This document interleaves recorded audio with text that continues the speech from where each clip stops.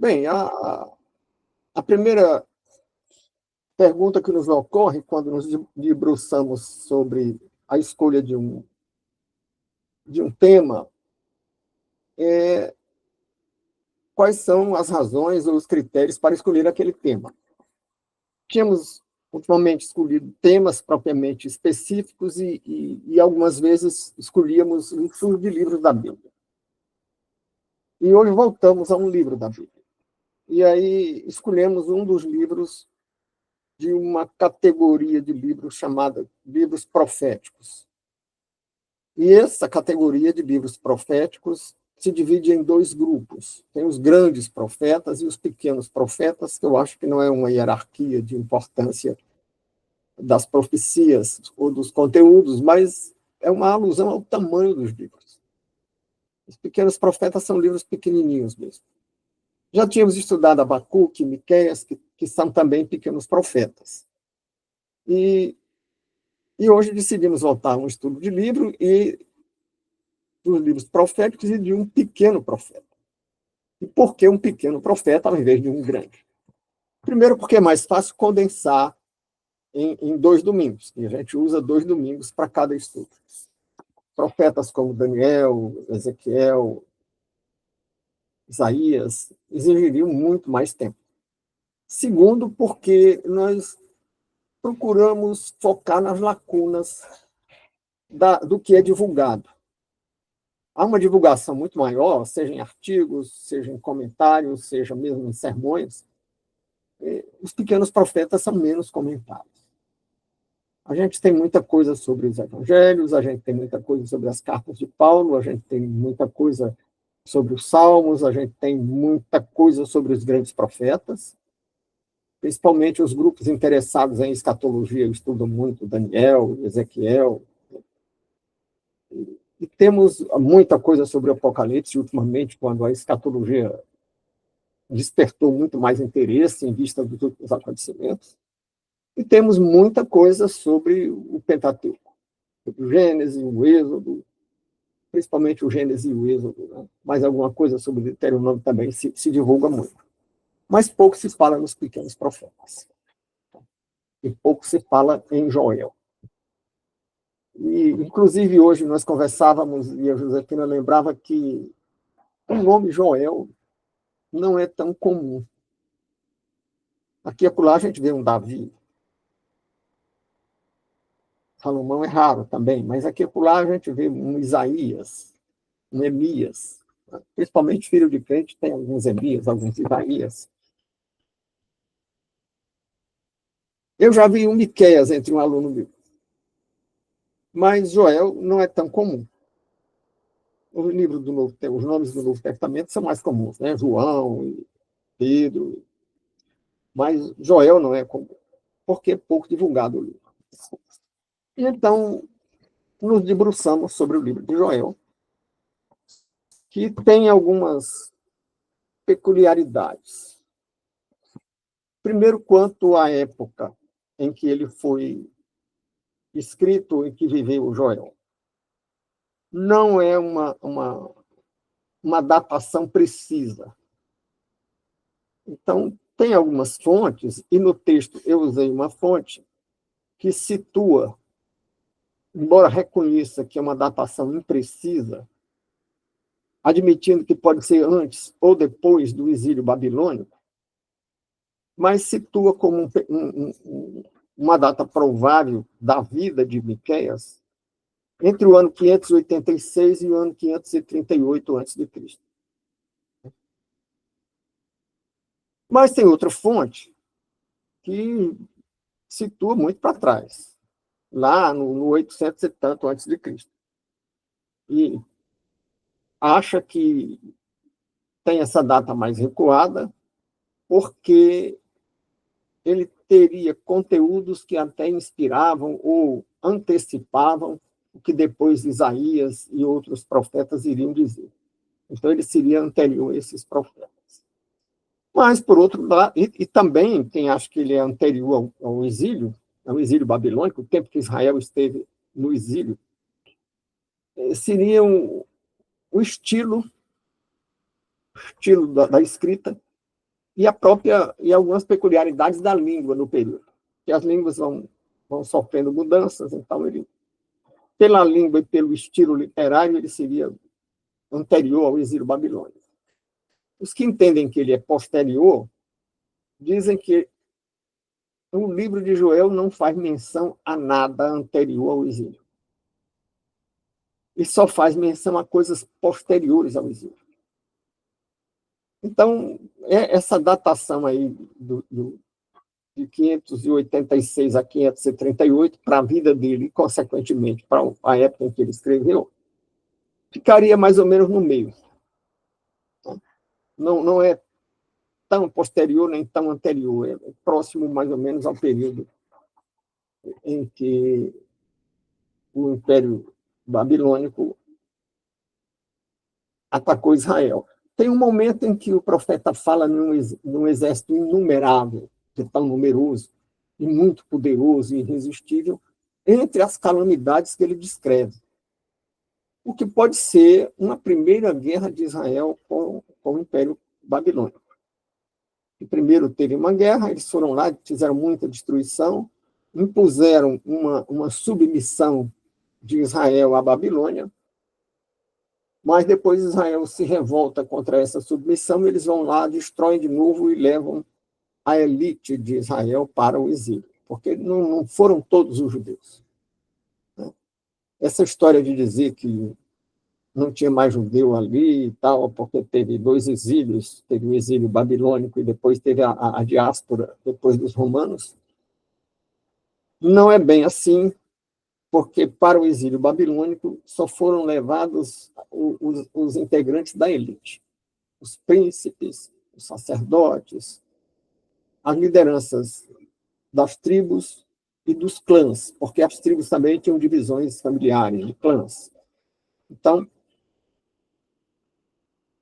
esse período, essa alusão a um exército inumerável, que ele também não diz quem era, só diz que é um exército inumerável e irresistível e tal, que fez uma grande devastação. Então, pode ter sido a primeira guerra de Israel com o Império Babilônico.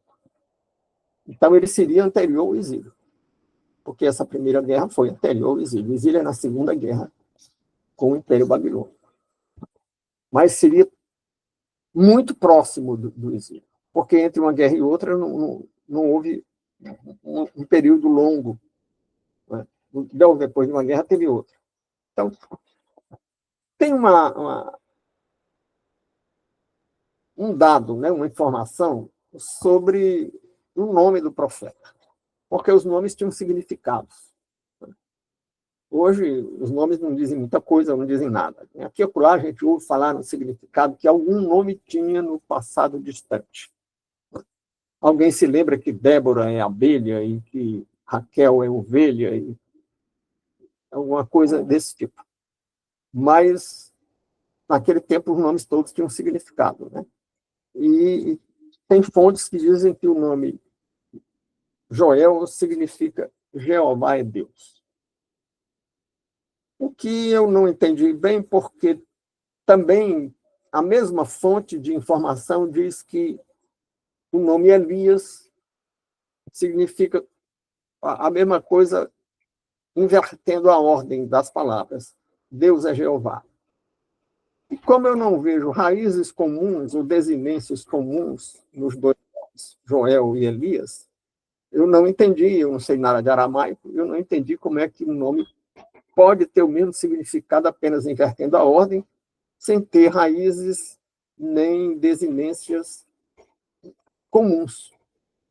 Mas tem esse registro numa daquelas introduções que a tradução brasileira da Bíblia, na segunda edição, que é uma tradução que só teve duas edições, a primeira em 1917, que meu pai tinha, e a segunda de 2017, quando completou 100 anos da tradução brasileira, né, da primeira edição da tradução brasileira. Essa segunda edição veio com uma introdução para cada livro, uma introdução um tanto secularizada, e tem mesmo o nome de introdução acadêmica. se são introduções acadêmicas, se propõem mesmo a ser secularizadas.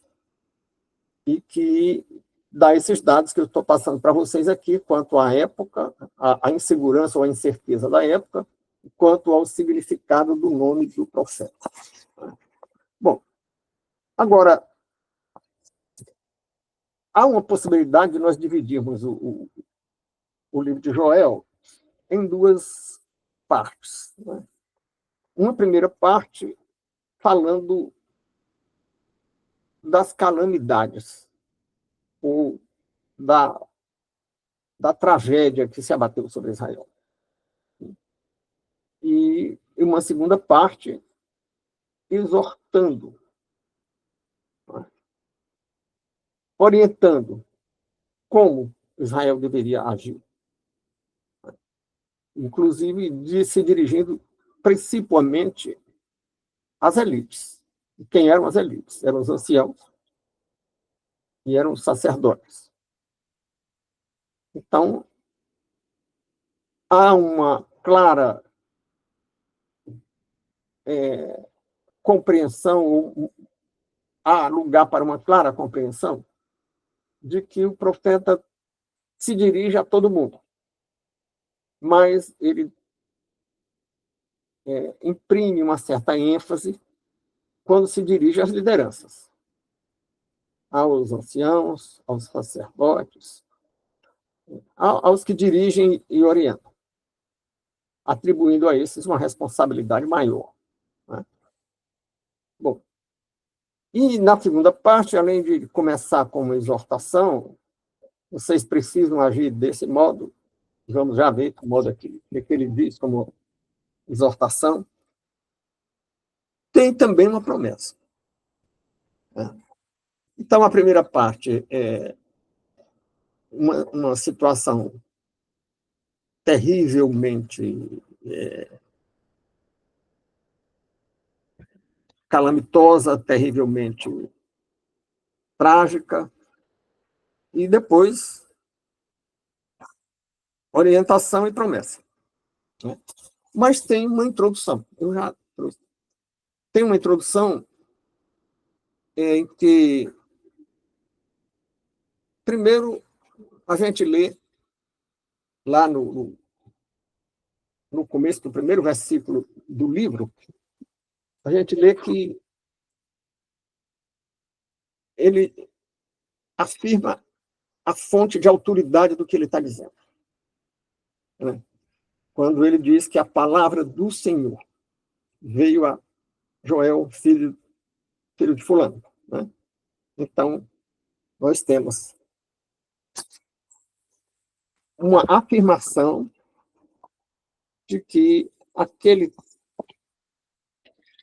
texto, aquele livro, mesmo sendo hoje pequeno para nós, na época era grande, porque eram rolos. Então, aquele livro é a expressão de um profeta, e profeta tem o sentido de porta-voz. Então, era um porta-voz do Senhor. Então, era o Senhor que estava dizendo. Né? Então, também ele expressa a quem se dirige. Então, os destinatários do livro de Joel estão explícitos. A gente não tem que interpretar nada, porque está explícito. Né? E quando eu digo que a gente não tem que interpretar nada, eu estou me referindo aqui a um princípio antigo da clássica hermenêutica jurídica, que dizia que a clareza da norma afasta o intérprete. Hoje em dia, a nova hermenêutica constitucional está mudando isso, mas eu faço parte daqueles que resistem à nova hermenêutica. Né? Então, a velha e boa hermenêutica diz que a clareza da norma afasta o intérprete. Se a norma é clara, o intérprete não tem o que dizer. E ele diz muito bem, com muita clareza. Lá em Joel, o primeiro capítulo de Joel, nos 3 primeiros versículos, nós lemos a palavra do Senhor, aí ele está falando da autoridade da palavra, a palavra do Senhor, que foi dirigida a Joel, filho de Petuel. Ouve isto, vós anciãos, aí já começa dando um destinatário, dando nome a um grupo de destinatários, vós anciãos, e escutai. todos os moradores da terra. Então, ele se dirige às elites da sociedade, aos dirigentes da sociedade, porque os anciãos governavam nos conselhos, né? Eles opinavam e a opinião deles costumava ser ouvida, e para que ninguém pense que ele está falando só das elites e dos dirigentes, para as elites e os dirigentes, ele vai e diz todos os moradores da terra. E aí eu quero lembrar que alguns estudiosos, sobretudo da área de antropologia das religiões e de história das religiões, alguns historiadores, alguns estudiosos entendem que o Deus de Abraão, Isaac e Jacó era um Deus tribal. Era exclusivamente dos hebreus. E com isso, nós rebaixaríamos, se não toda a Bíblia, pelo menos o Antigo Testamento, a mesma condição, Deus desse período de Israel teria uma condição semelhante ou equivalente à dos deuses de outros povos. Porque os assírios tinham seus deuses, os caldeus tinham seus deuses, os egípcios tinham seus deuses, cada povo tinha os seus deuses, então o Deus de Abraão seria apenas um desses deuses particulares. Havia um certo particularismo nessas divindades, porque eram deuses de um povo e favoreciam aquele povo, inclusive contra outros povos. E procuram fundamentar essa ideia no fato de que o Senhor favorece Israel em vários momentos contra outros povos. Mas está aqui, ouvi isso, todos os moradores da terra. E prosseguindo, ainda nos versículos 1 e 3 do primeiro capítulo, nós lemos: aconteceu isso em vossos dias? Pergunta o profeta. Fazei sobre isso uma narração aos vossos filhos, e os vossos filhos aos seus filhos, e os filhos destes a outra geração. Então, agora vem uma recomendação. Ele primeiro começa apresentando a autoridade das palavras, porque ele começa dizendo palavra do Senhor que foi dirigida a Joel, filho de Petuel. Depois ele diz a quem as palavras foram dirigidas e termina recomendando que aquelas palavras sejam transmitidas através das gerações. Então, não é uma coisa para um momento. São palavras que têm uma validade que não é ocasional, não é transitória, não é circunstancial, não é, vamos usar uma expressão muito usada hoje, não é para um contexto. É para sucessivas gerações observarem. Então, existe um conteúdo, existe uma mensagem que não é contextualizável, é perene. Então, essas interpretações que dizem, não, a Bíblia... Certa vez, um amigo meu, estudioso, de certo modo cético, me perguntava, e eu acho que era uma pergunta retórica, né? Ele queria afirmar na pergunta, mais afirmava do que perguntava, se a Bíblia ainda tinha o que dizer para o homem do século XXI. E eu tive que responder dizendo, e a literatura grega da época bíblica? E as peças do teatro grego escritas por Sófocles, por exemplo, Édipo Rei?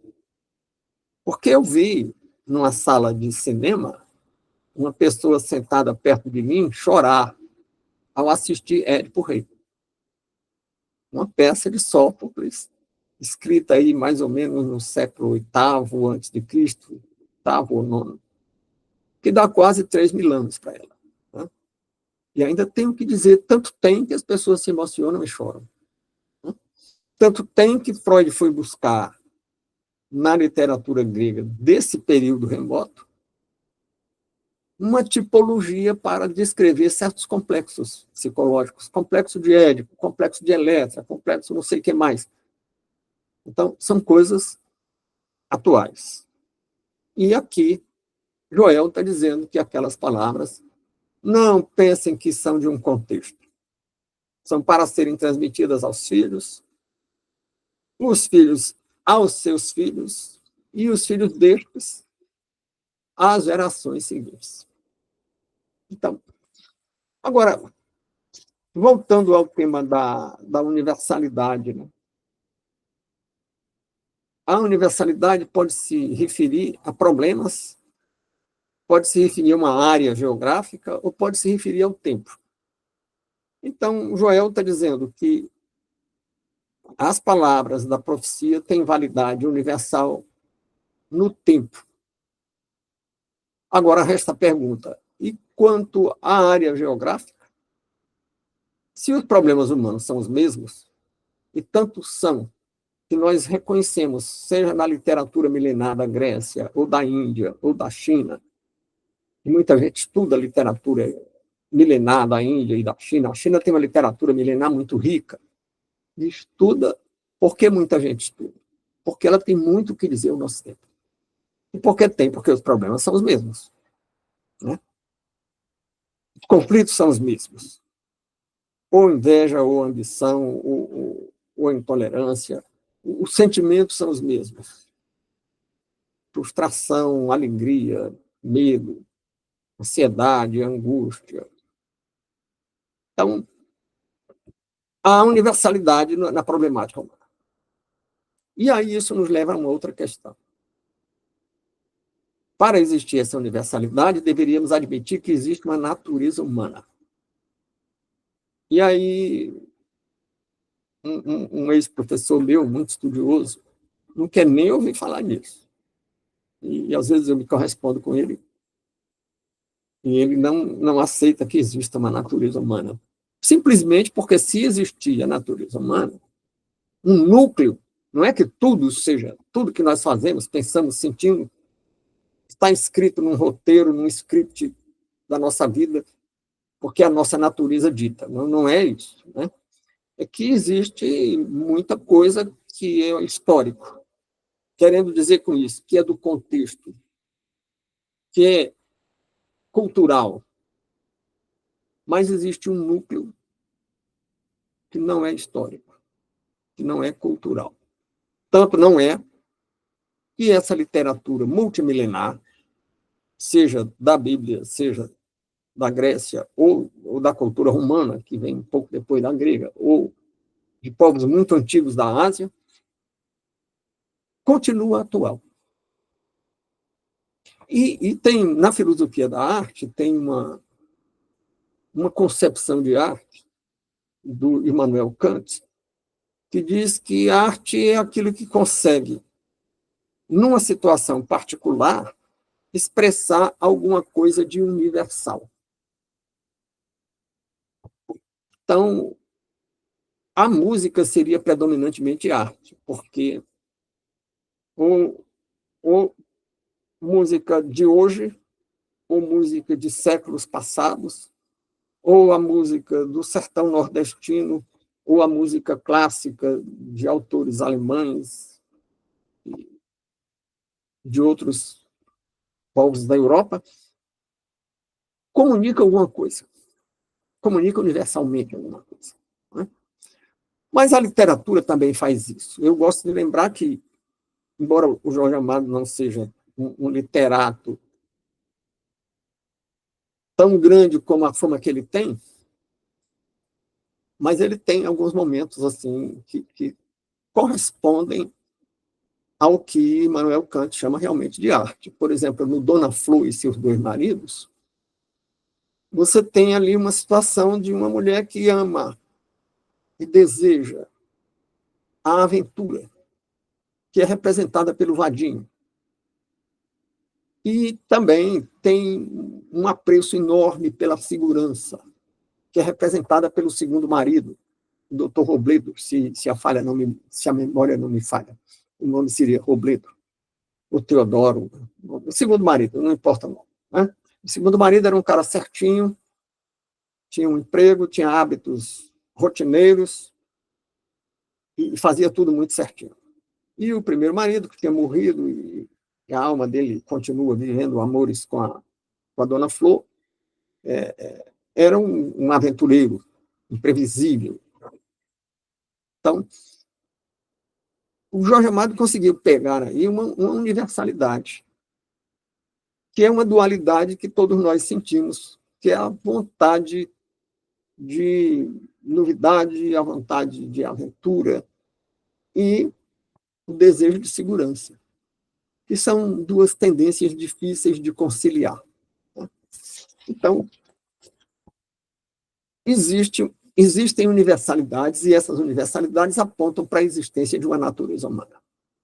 E aqui o profeta praticamente afirma isso, quando diz que está se referindo a todos os povos da terra, não só a Israel, não só aquele momento quando houve uma série de problemas que vamos ver em seguida. Bem, então, a tradução, a introdução começa com a afirmação que trata da palavra do Senhor, como já tivemos a oportunidade de lembrar, e que trata dos destinatários.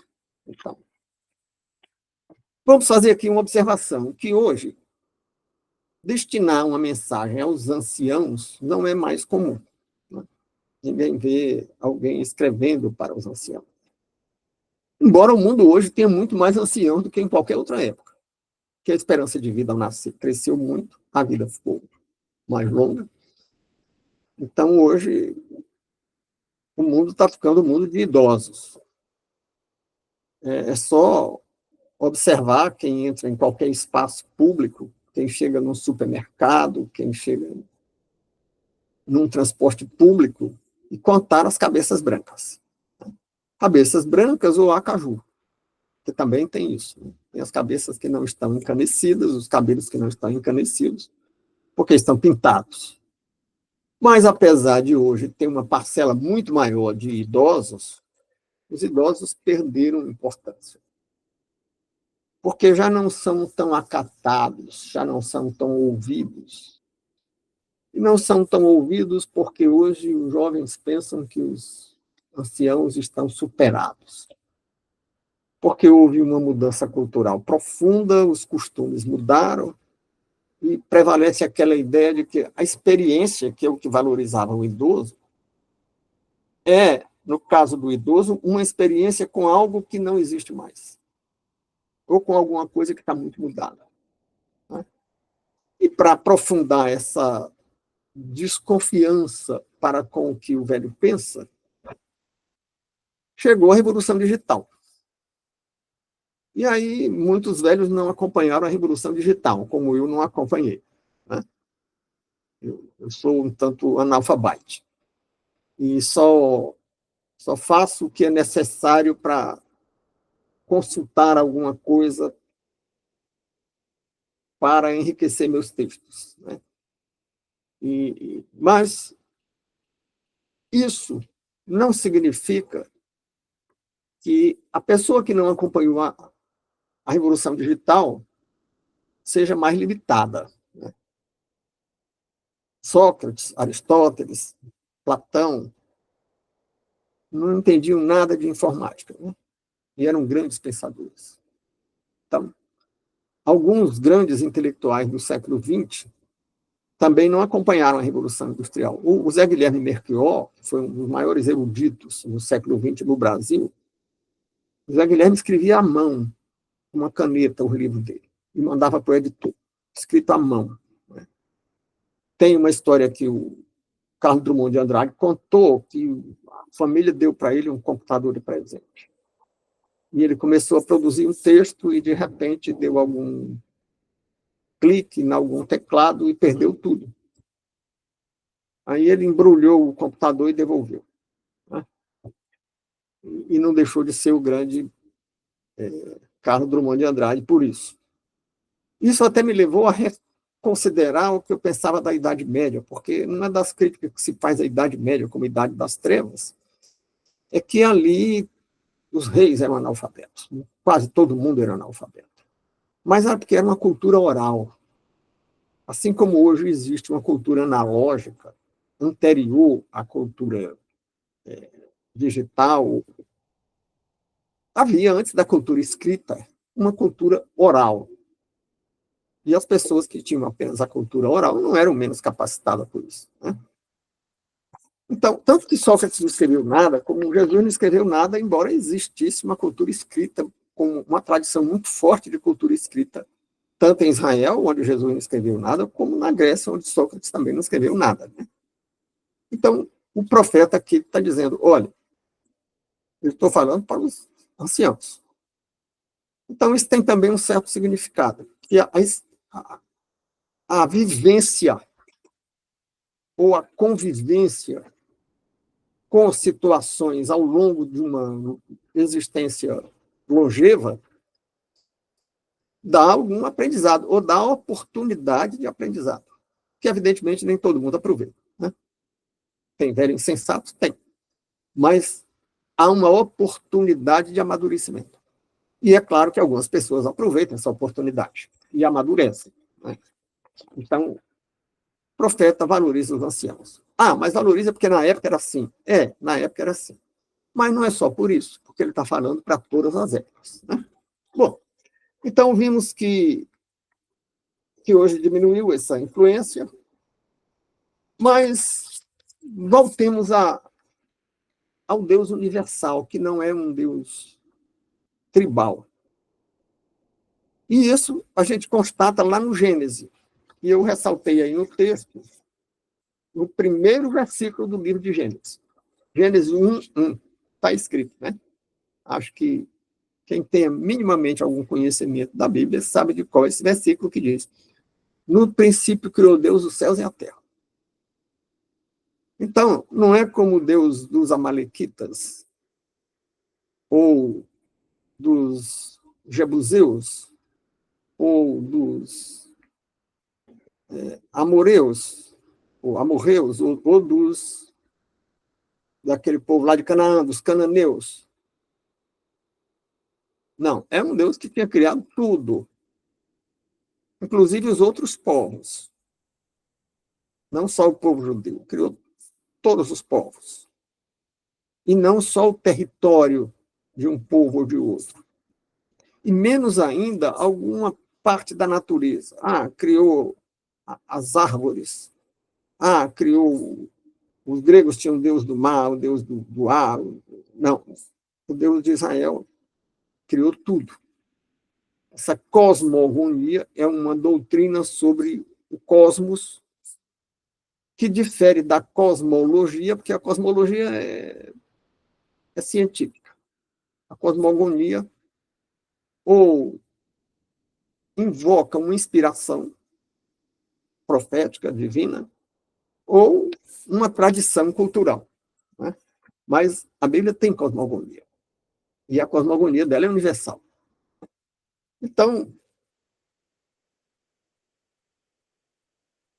tem ainda um outro aspecto que a gente vai lá no Gênesis para ver, é que a promessa messiânica é para que sejam benditas todas as famílias da terra. Algumas traduções usam a palavra família, todas as famílias da terra. Mas, evidentemente, que a referência não era as famílias, no sentido de núcleo reprodutivo, de pai, mãe e filhos, nem mesmo família extensiva, no sentido de parentela, mas no sentido de etnia, de povo, de nação. Todas as nações, todas as etnias, todos os povos serão abençoados pelo advento do Messias. E isso não é tribal, isso é universal. Isso estava lá no Gênesis. Porque a ideia é que, não, no começo o Deus de Israel era tribal, depois vai evoluindo para um Deus universal, sobretudo no Novo Testamento. Não, mas lá no Gênesis já era um Deus universal. Hein? Então, no Novo Testamento, isso fica muito claro, né? E mesmo os que dizem que no início Deus era tribal, eles admitem que o Novo Testamento já é, a nova aliança já é universal, né?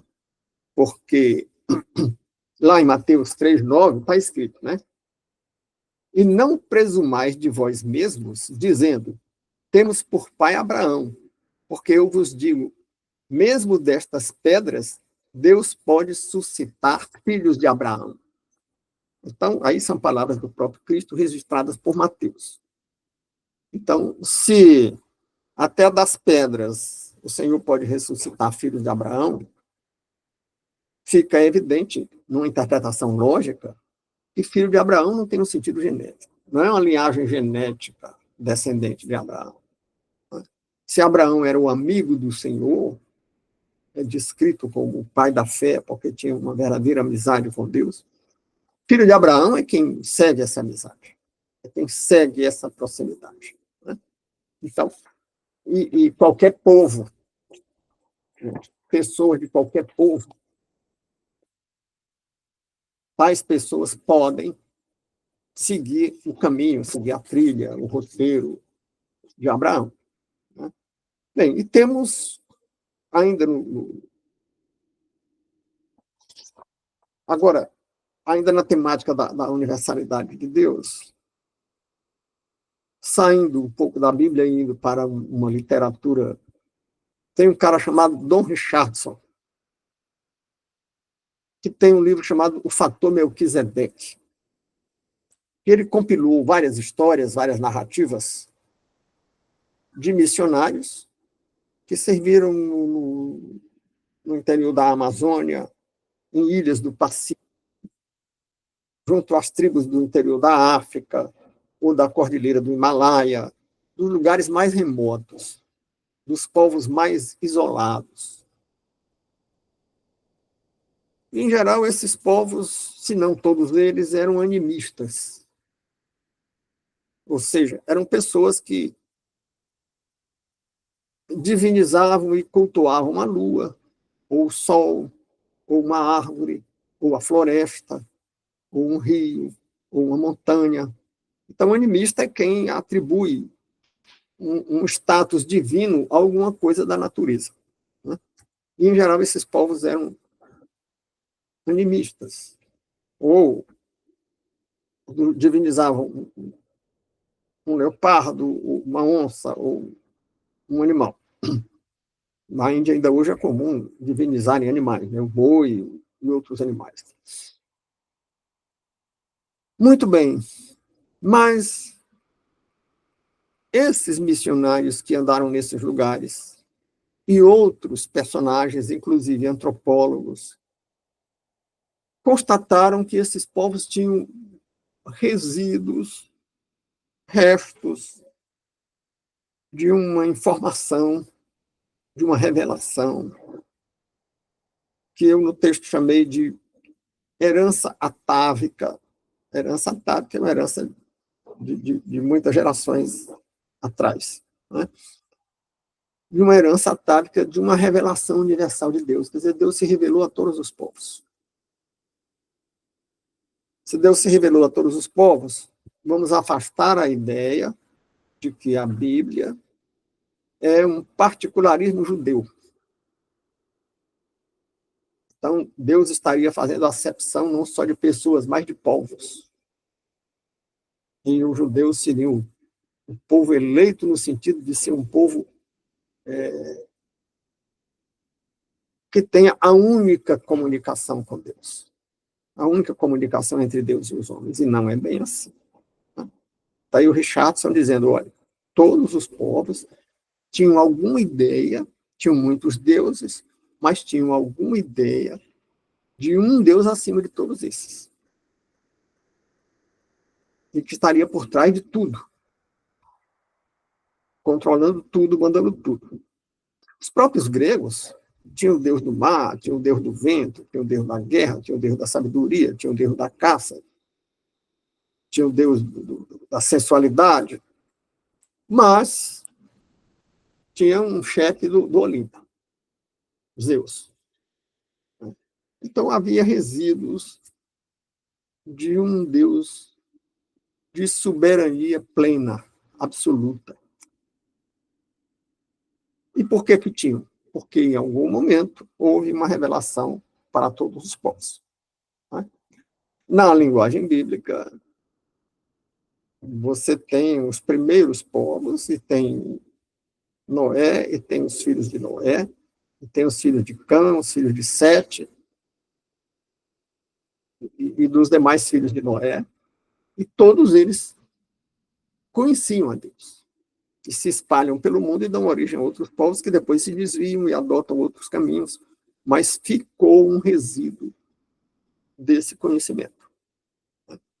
Bom, então, o que vimos até aqui foi uma apreciação da autoridade das palavras de Miqueias, que foram revelação. Tivemos uma apreciação dos destinatários do livro, os anciãos e todos os povos da terra. Tivemos uma recomendação de que aquelas palavras deveriam ser repetidas através das gerações, porque tinham uma validade eterna. E vimos que o Deus de Israel não é um Deus tribal, que está desde o Gênesis e está no Novo Testamento. E ao conectar Joel com Gênesis e com Mateus, como fizemos aqui, estamos buscando o que se chama interpretação intertextual. Essa interpretação, que em literatura recebe o nome de intertextual, na hermenêutica bíblica recebe o nome de interpretação sistemática. Também na hermenêutica jurídica, isso recebe o nome de interpretação sistemática. Por que sistemática? Porque você busca no conjunto da obra o significado de uma parte dela. Se estamos buscando o significado dos conteúdos de Joel, vamos procurar entender esse conteúdo de Joel partindo do princípio que eles se harmonizam com o conjunto bíblico, com toda a revelação bíblica. Com o que diz toda a revelação bíblica, nós vamos procurar entender o que Joel está dizendo. Né? E a primeira parte, além dessa introdução, fala de tragédias. E que tragédia era essa? Eram pestes que destruíram as lavouras, e tem uns versículos que nós reproduzimos aí no texto que diz: o que escapou da lagarta, o gafanhoto comeu. O que escapou do gafanhoto, uma outra espécie de gafanhoto, né, que é a locusta, que é uma espécie migratória de gafanhoto, comeu. O que escapou da locusta, o pulgão comeu. Então, uma devastação completa da lavoura. E houve uma seca. E aí falta tudo. E aí falta mel, e aí falta vinho, e ele até diz que os que gostam de beber vão sentir falta do vinho, porque não tem mais o vinho, não tem mais o mosto, que é uma fase da produção do vinho, em que o mosto está fermentando e tem um teor elevado de álcool. E os sacerdotes ficam também em dificuldade, né? Porque faltam ofertas no templo. Então, todo mundo tem dificuldade. E ele se refere também aos rebanhos. E, além dessas pestes na lavoura, ele também lembra a seca. E, além das pestes e da seca, ele também fala de um exército muito numeroso e poderoso que destruiu tudo. Então, era uma calamidade completa. Não faltou nada. Não faltou nada em matéria de desastre. E diz mais, né? Que o povo precisa corrigir os seus costumes. Né? E aí já iríamos passar para a segunda parte do livro de Joel. E na segunda parte ele vai exortar. E o que era a exortação no Antigo Testamento, na Antiga Aliança? Quando o Messias ainda não tinha vindo, quando o Messias ainda não tinha nos substituído na morte espiritual, quando nós ainda não estávamos ao abrigo da proteção de Cristo. Então, Era o sacrifício, um destes sacrifícios era o jejum. Tem aí uma discussão sobre o jejum na Nova Aliança, mas não vamos entrar nisso aqui, porque seria um desvio temático, é outro tema. E também há uma perspectiva de que era preciso ofertar e era preciso seguir todos os procedimentos da antiga aliança. Então, ele recomenda. Né? Recomenda vestir saco. Recomenda. E vestir saco, o que, que era? Vestir saco era uma manifestação de luto, de tristeza. Alguns dicionários dizem apenas isso, mas também tinha mais alguma coisa. Né? Era a manifestação de uma disposição de quem está dizendo que está disposto a mudar de conduta, a adotar novos procedimentos, a abandonar algum procedimento reprovável. Portanto, tem um significado também de arrependimento. Não é apenas luto, não é apenas manifestação de pesar, de dor, de sentimento. É uma disposição para virar alguma página, no sentido de mudar alguma coisa na vida. Então, ele exorta, ele convida aquele povo a adotar esse procedimento. Né? E sempre se dirigindo aos anciãos e lembrando que o que ele estava dizendo, aquele povo daquele momento, valia para todos os povos da terra. Então, vimos aqui em Joel, de 9 a 11, né? Foi cortada a oferta de manjar e a libação da casa do Senhor.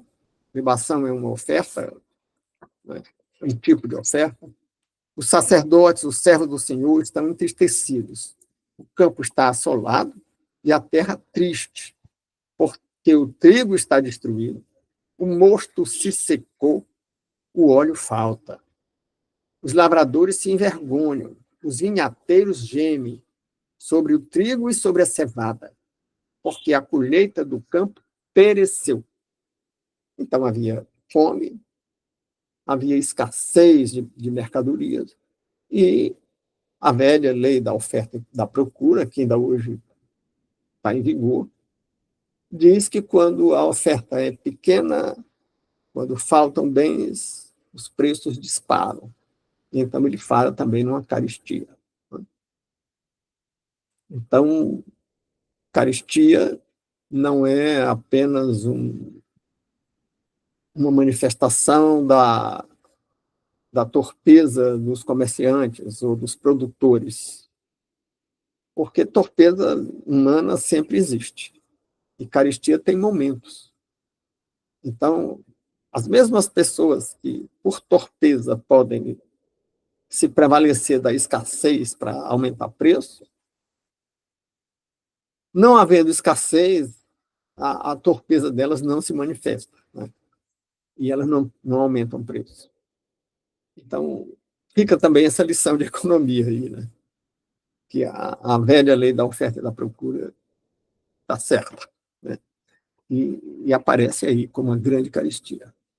Então, já passamos das 10 horas, 2 minutinhos, e eu penso que podemos deixar a segunda parte do livro de Joel, que trata,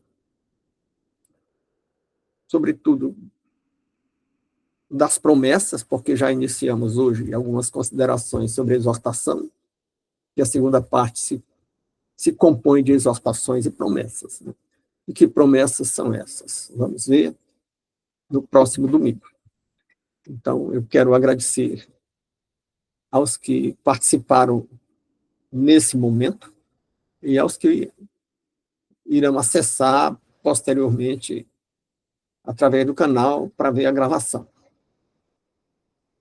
Lembrando que se vocês derem um like, se vocês enviarem alguma mensagem com perguntas ou com complemento ou crítica, e se vocês compartilharem, o canal será mais divulgado pela plataforma e solicitamos que façam isso. Muito obrigado pela presença, lembrando que, a seguir, nós continuaremos no ar, sem a gravação, para que as pessoas fiquem mais à vontade de fazer os seus comentários. E então, feita a finalização da gravação, eu irei facultar a palavra para ouvir os que estão presentes nesse momento. Muito obrigado.